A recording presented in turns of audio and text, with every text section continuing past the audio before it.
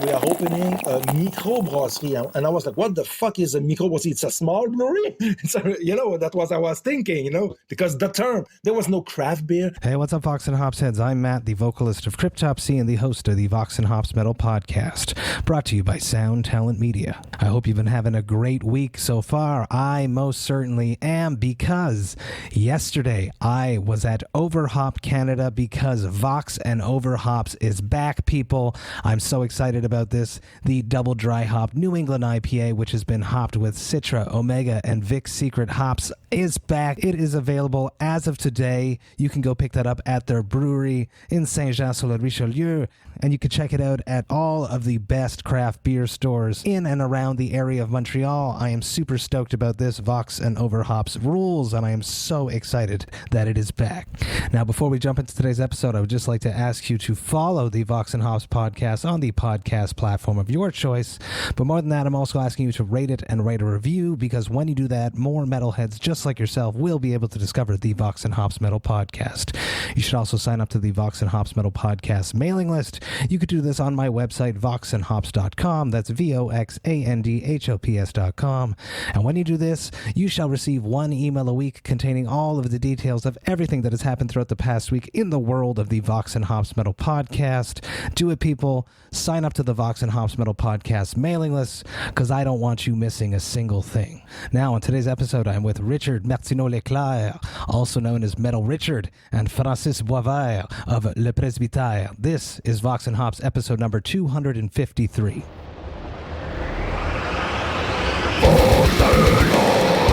I warn you, what you are about to hear is very disturbing indeed.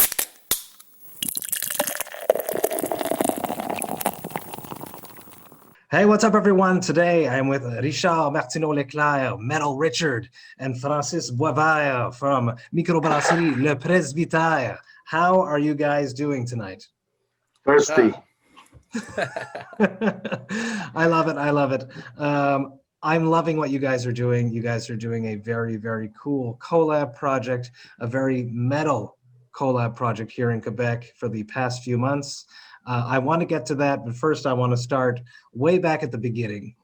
Let's start with your very first beers. Do you remember the first beers that you guys ever drank? I do. Oh, yeah. What's that story, Richard? What's the story there?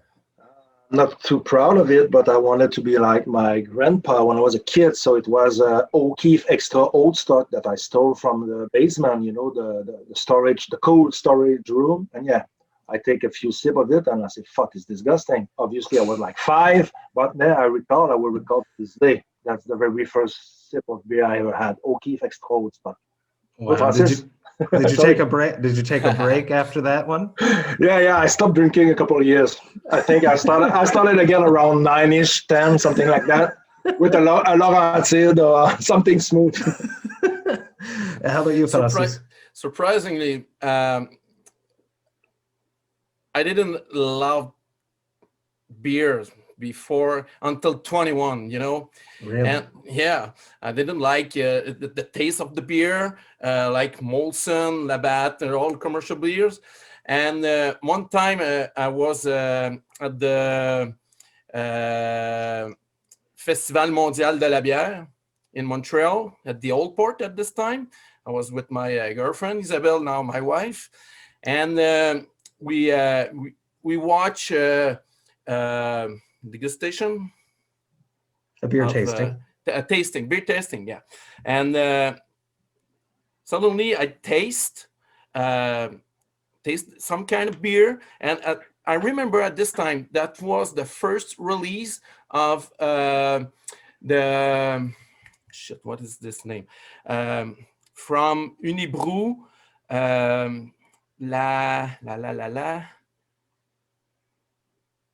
Jeez, c'était quoi le bon? Celle avec le... La Gaillarde? Non, c'était... C'est quoi sur l'étiquette? Ça goûtait le maïs. La Raffman, non? Non, c'est pas... Hey, comment ça fait que j'ai un blanc de mémoire de même? Don de Dieu. Yeah. Non, c'est pas le don de Dieu.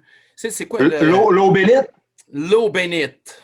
Okay. Take it right from there, and the editing is always beautiful. That was l'eau bénite from Unibrew. And I was surprised by the taste, and it looks like the taste was like corn and something like this. But from this moment, I realized that the beer has some different taste that I can remember and I can relate to. So from this time, I start to drink wheat beer that was really soft, but the Tucker from Germany. I remember I did this beer in a bar in Montreal, Tucker. So that I think this one was my first beer. So the wheat beer Tucker from Germany.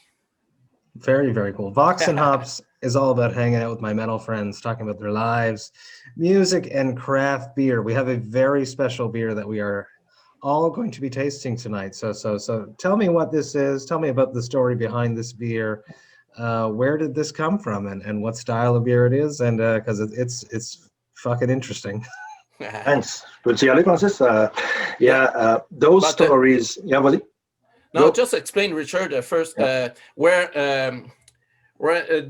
all that kind of beer that we made came from. Okay, from the beginning. Right. So in English, right? So Matt, Francis and I meet each other, oddly enough, in a beer fest, right? And Isabel and him came to me, both wearing metal shirt, like Motorhead and Maiden shirt. And, hey, are you Metal Richard? And I say, yeah, do we know each other? And she said, yeah, you're always the one in the front row, hiding us, taking pictures and headbanging and blah, blah. So, yeah. And then we were sharing a beer, and they told me the story, because before owning the Presbytère, they both had a restaurant called Buffet Isabelle Dupuis, also in Saint Stanislas. And they had to move, sadly, because of some political bullshit. So, good thing for them, because now they own an amazing place. You should come visit. It's really amazing. So I went there a couple of times before Francis and I started actually to talk about the brewing process. And he'd say, oh, you seem to be really interested, and you have great ideas and great taste. And I say, yeah, would you like me to be like a brewer of a day or something? That's all it all started. Like, I asked the question kind of a jokey, and he said, yeah, sure, whatever you want. I said, okay, I'm going to take you. And it was my birthday coming in a few days. So it was your birthday, so. Yeah, so we were like, I don't know, around 12 or 15 people on the patio. And they say, hey, are you serious with the beer thing? And I say, yeah. So how about, because we both love metal, obviously. So I say, how about we create a beer in tribute to a band? And he said, which band? And it was my favorite band of all time, Creator. 30th anniversary of my all-time favorite record, Comb of Soul, on November 6th. So I say, how about we brew a really heavy, strong pastry stout with this and that and that and that. And you look at me, first thing you say, that's not beer. I say, it will be. It will be. It will be. And finally, we brewed a Russian Imperial Stout. It was 11.4%, if I recall correctly, Francis. And we added, of course, lactose. We added cashew. We added lots of oak chips and oak cubes soaked in 3 months in sortilège whiskey with maple syrup. We added maple syrup. Amazing. We added chocolate, nuts, and I don't remember what else, but yeah, it was really complex beer, you know. Yeah, like the album itself. Yeah, and it's made a long time to do this beer. And you remember you came here 10 times at least every 2 weeks, and maybe sometime maybe at twice a week. Twice a week. So it was really complex, and it was really long to do, but the process was really interesting, but because each time that Richard came at the brewery, the beer changed, and we decide to add something more to do something really complex as the album. Yeah, very cool. We then realized something in that process, as Francis would say in French, c'est plus facile de rajouter de quoi que d'en enlever, which means it's easier to add something than to take it up, because once it's in the tank, you cannot take it up, right? No. So it's really rich, it's boozy, but it's, as you said, it's complex. Really, it was really fun. I wish you could have tried it, but yeah. And we sent it to the guys. That's something you asked how the idea came. for each of the band, I need to ask and to have the green fire of all band members who played on the said album. So that's led us to the one we are drinking, Running Wild, also a German band, for the anniversary of Black and In, which is my favorite record by the German band. And we got the blessing and we sent them the beer, both, because as you said yesterday, you drank the original version, which is, oddly enough, a Porter Royal. The style doesn't exist. It's a robust porter that we mix as a pastry, like a pastry style, but it's a pastry porter. But Black and In is my favorite record of Running Wild, but their classic is Port Royal, hence the Porter Royal. Makes all sense with the pirate evap. That's why I said to Francis, how about we age it in rum barrel? Yeah. Hence what you're drinking. It's all like in the pirate thematic and whatever. Yeah. And this beer is wild. There, you got mad amounts of chocolate. You got cherries. You got marshmallows. You got nuts. You got dry raisins, lactose, and Madagascar vanilla, and then aged for how long in these rum barrels? 45 days. Wow. And the original one, like you said, with cherries, vanilla, and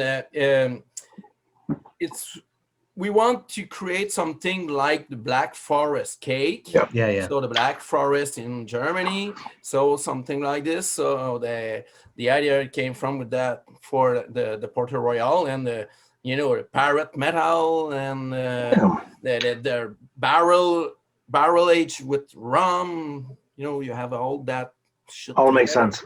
Yeah. Very killer. Cheers, guys. Cheers. Let's see what this beautiful brew's got. Smell that rum barrel on the nose. It's amazing. With sweetness too. Ça vieillit bien, hein? Oh yeah. It's sweet, boozy bite, creamy. It's got a nice body. Super delicious. A very, very, very cool project. When Richard proposed this to you, Franz, you said this is not a beer, because had you ever brewed anything like that before, a pastry? The first time, I was a little bit perplexed of the style. I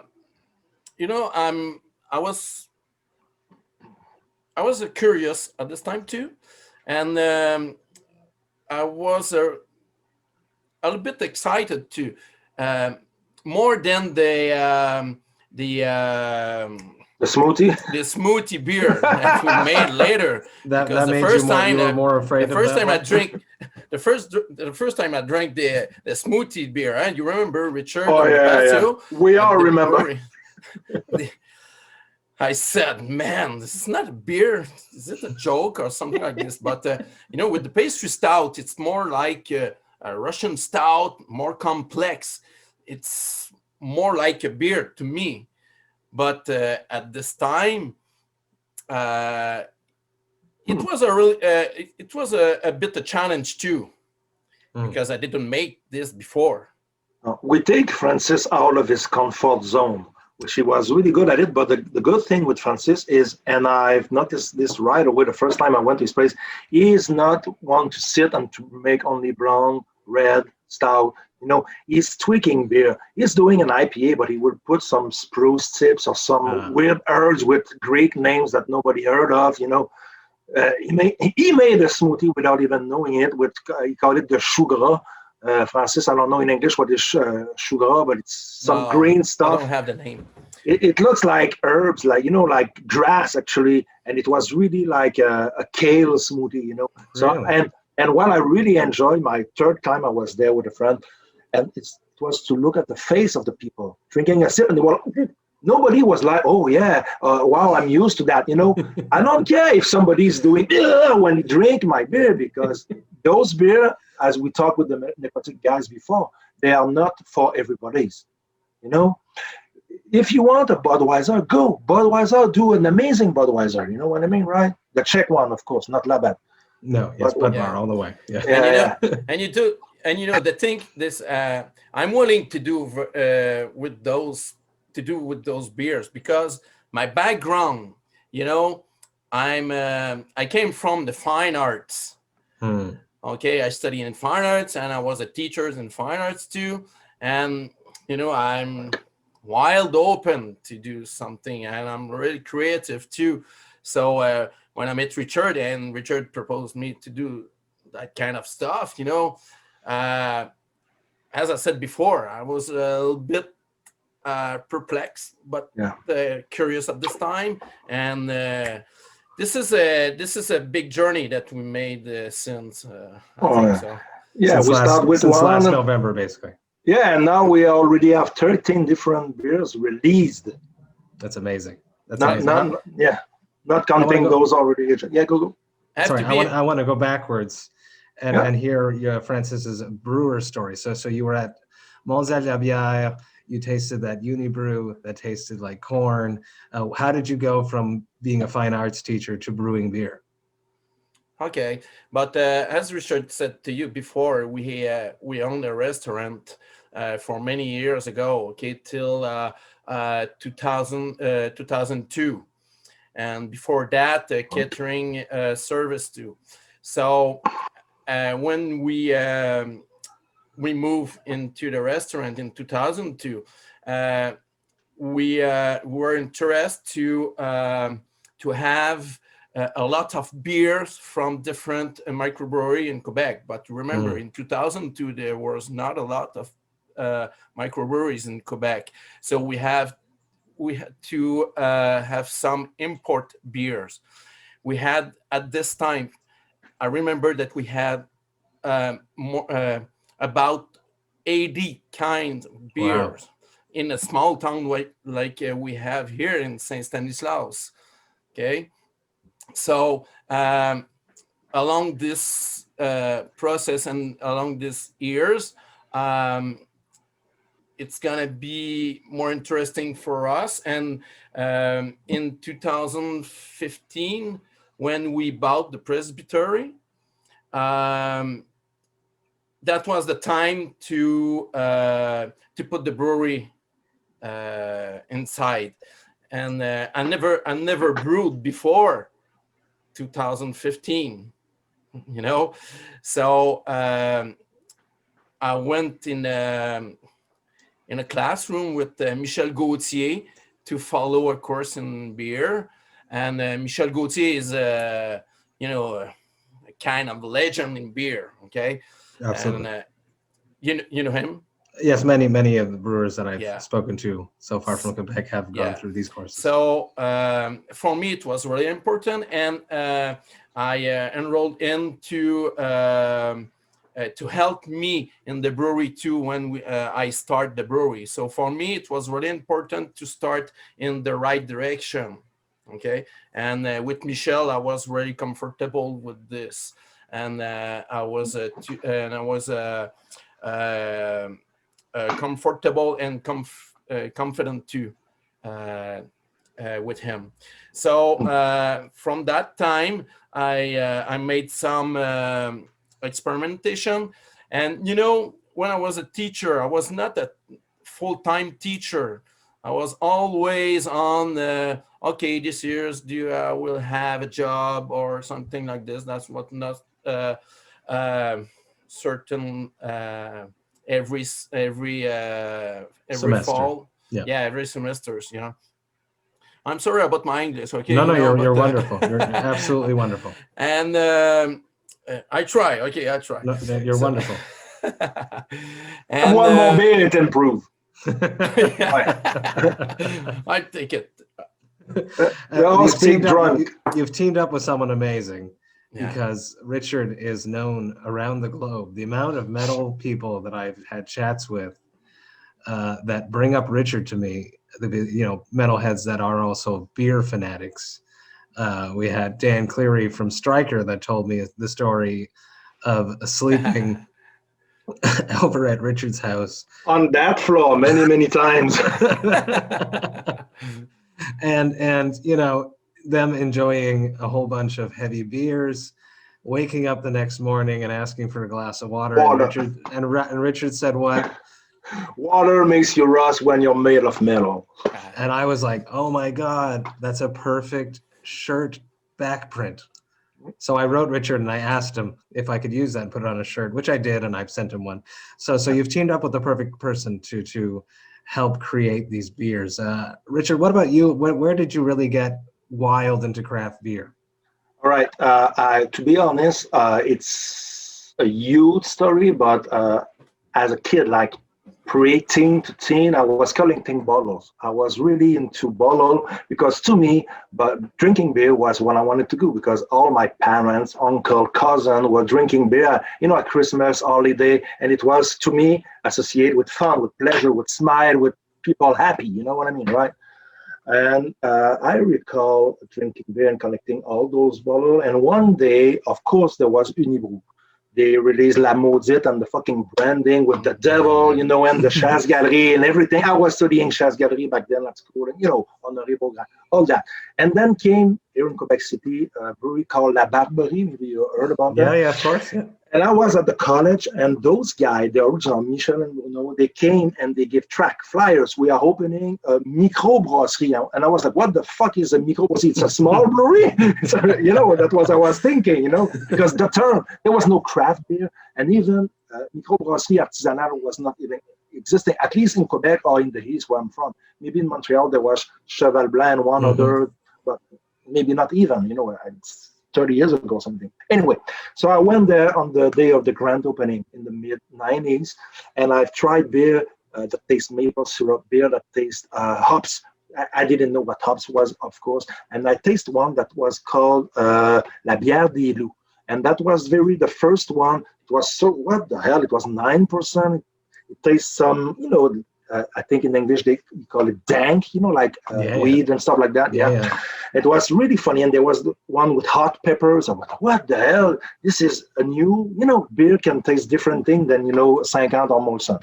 So that was really then, I said, wow. And then, of course, I started going to Linux and then other breweries in Montreal opened and Quebec. And I started going to Europe to see concert festival and drinking beers from other countries, even craft beer. Yeah, it's a never-ending story, which is good because beer can always expand. And it's like band. You're like, I love metal for 30 years and no band can never surprise me. False. Yeah, there was all the blend, but some band, they change and they incorporate stuff. And the beer is the same thing. So I think it's a good mix, yellow and beer. Yeah, exactly. And that's exactly where I wanted to go is why does beer and metal work so well together? And if I had something to related to Richard, it's for us, for me, when I first met Isabelle, my wife, okay, in 1993, it's a long time ago, she had she already collected some bottles. Maybe she had about 80 bottles at this time, okay. And I was, as I said before, we studied in fine arts, and I was really impressed by the design of the beers, and she had not just Molson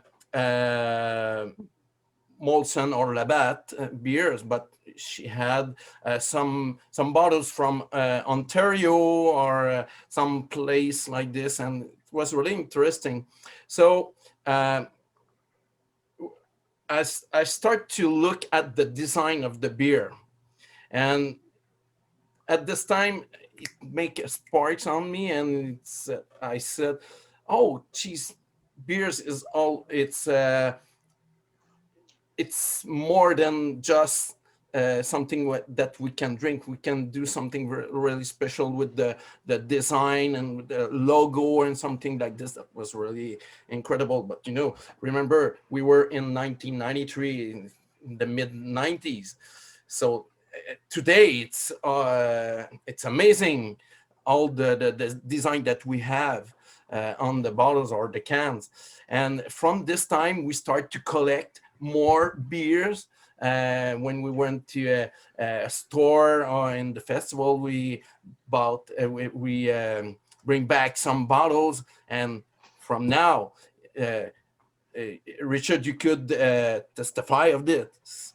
In the Presbytère, like 5,000 or something? We have more than 5,000 bottles and maybe 300 more cans. So it's the old design of the Presbytère inside. Yeah. You will come soon, Matt. You have to come anyway for the release. I will. And I want to add something important, because you asked the question, why does metal and beer go so long? You know what? 25 years ago or something, a little bit more, I discovered a Swedish band called Dark Tranquility with their very first demo cassette. And since then, I consider myself a die-out fan. I love the music. I love everything. But I met those guys many years ago. They canceled the first tour in Montreal. They were supposed to play with Amorphis. They canceled the gig 20-something years ago. So I said, fuck it. I took the plane and I went to Sweden. And then I met Mikael Stanne. And he said, you are fucking crazy. We are both die-out Creator fan. And I remember the first thing I asked him, can you propose me some Swedish beer? And he introduced me to Falcon and to some other I would say not shitty beer, but commercial beer, because back then there was no Omnipolo or Bierblieteke and stuff like that. Nowadays, I went to Mikael's place last year actually, and we drank shitloads of beer at Omnipolo and 2112 and some great bars. And each and every single tour they did, I met them in Germany and in Europe many times, and we always had beer, because we drink beer, we love beer, we share and we talk. But every time he came to play here, he came at my place right here, and he always bring beers. And I always add a box of 24-pack mix of the newest beer, barrel-aged stuff, of course, with the year, Péché Mortel Bourbon and stuff like that. Yes. It's obligé. That's it. So here's Michael, if you're listening to it. Amazing guy, great drinking buddy. And his 30-second silence to the late Lars Goran Petrov. Another great drinking buddy. Cheers, Michael. Mm-hmm. Absolutely. Lars was amazing. Super fun. Absolutely. I had a few fun nights with him. Absolutely.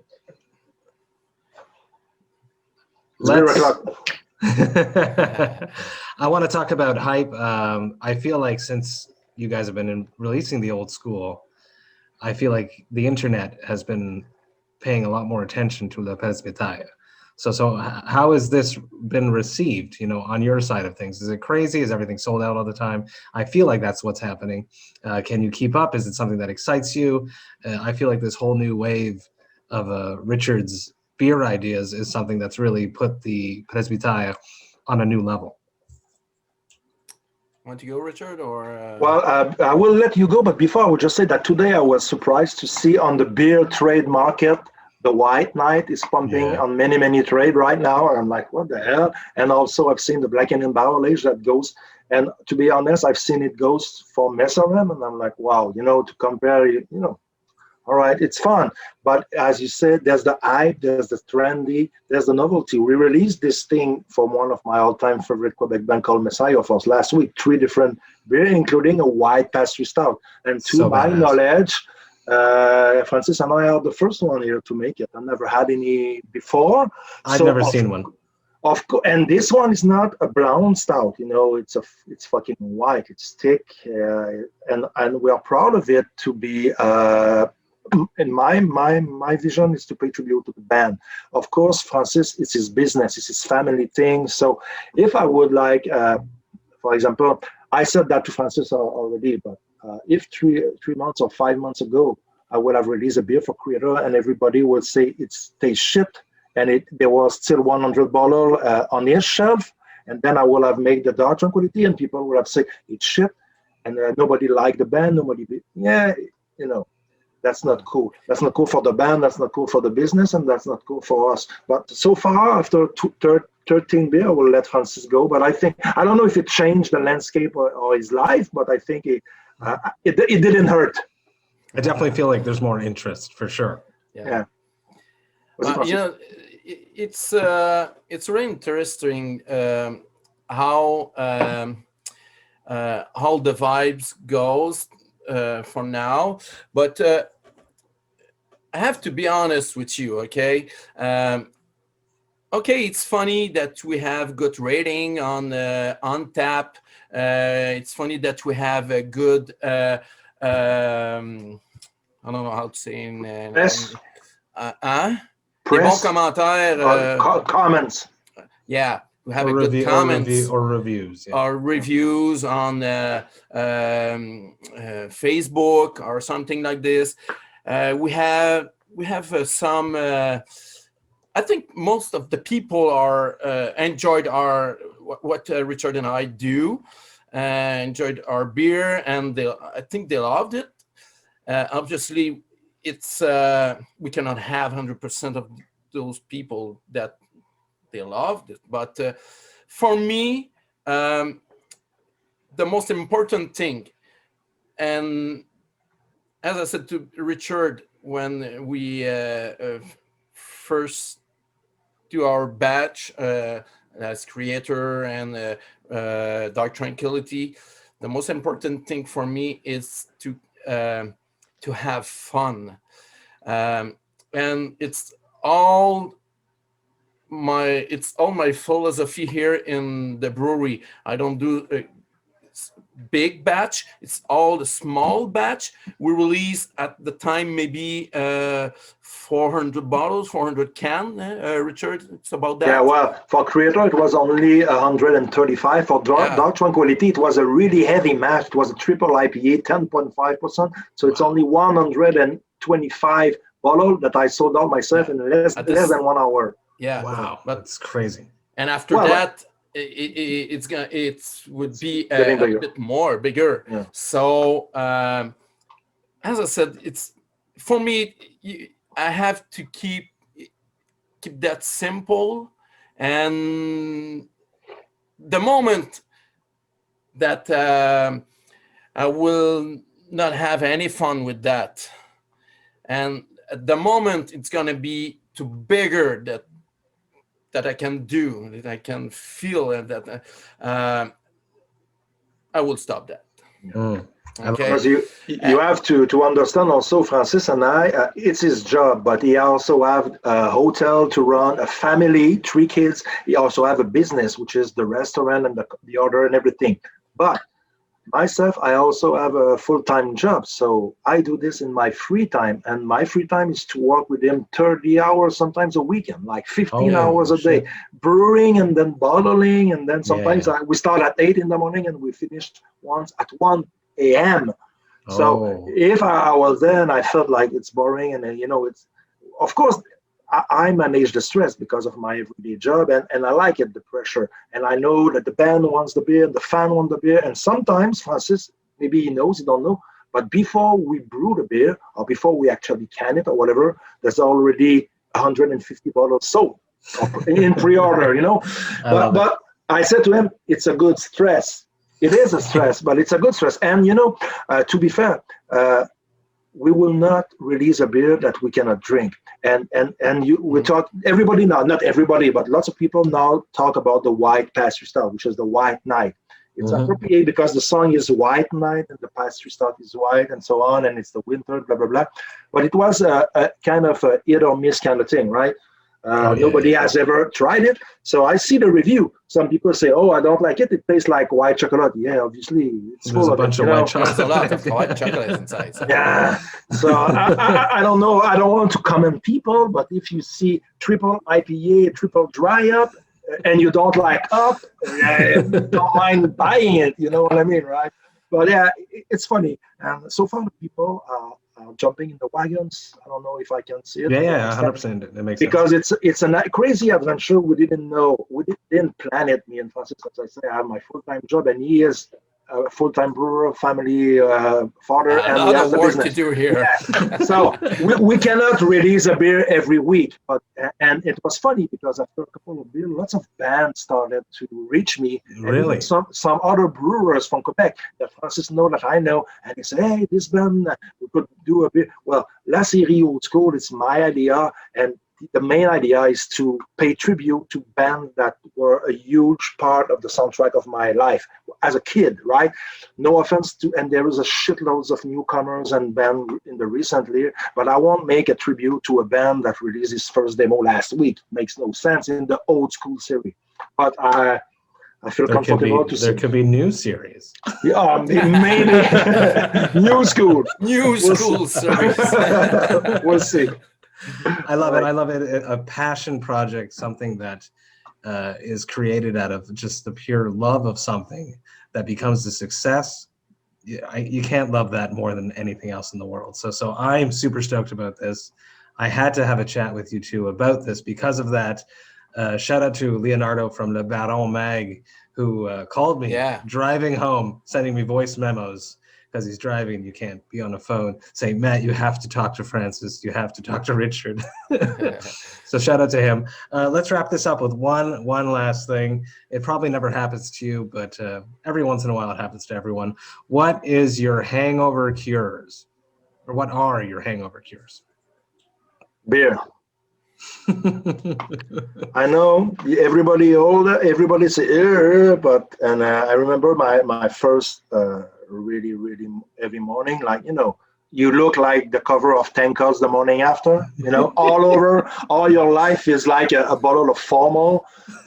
And the guy just poured a beer in a pitcher of Clamato, like kind of orange juice. I said, fuck, it's just disgusting. And I tried, and you take more beer, and then you have to kill it. Metallica used to say, fight fire with fire. There you go. How about you, Francis? I'm not sure if I understand the question. C'est quoi ta remédie pour ton lendemain de veille? Oh, jeez. Okay. I will tell you something, okay? Surprisingly, and I was just hungover just one time in my whole life. Wow. Okay. It lasted 12 years. But,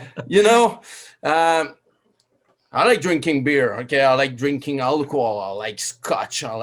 But I remember one time in St. Catharines, Ontario, we made the Pop crowd, beer wine. Pop crowd, the wine, the vineyard. Vineyards, a vineyard tour. Let's say. Vineyard tour in St. Catharines, Ontario, and we were in this Irish pub and nearby the bay, and we drank a lot of good stuff in there. And I remember this time, I think it was my first where I was first drunk at this time. But as I said, I like all alcohol, but I think I don't like. At my age, okay, I'm almost 50, okay. I don't like to have a headache the day after. So I can drink a lot of beer, but I can't stop before to be hangover. Okay, so your limits, which is he's clever. He listens the red flag that we don't give a shit about. I'm sorry, but it's like this. I'm like this. That's awesome. Francis, Richard, thank you so much for taking the time, having a chat with me, talking about your life, metal, and your super amazing metal ass craft beers. I'm super stoked about everything you guys got coming up. I'm a fan. I will come out and I will hang out as soon as I can. Until then, I just want to thank you. Cheers. Cheers, man. It was a real pleasure. Thank you. Hey, thank you all so much for listening right to the end. You know that I love and appreciate that.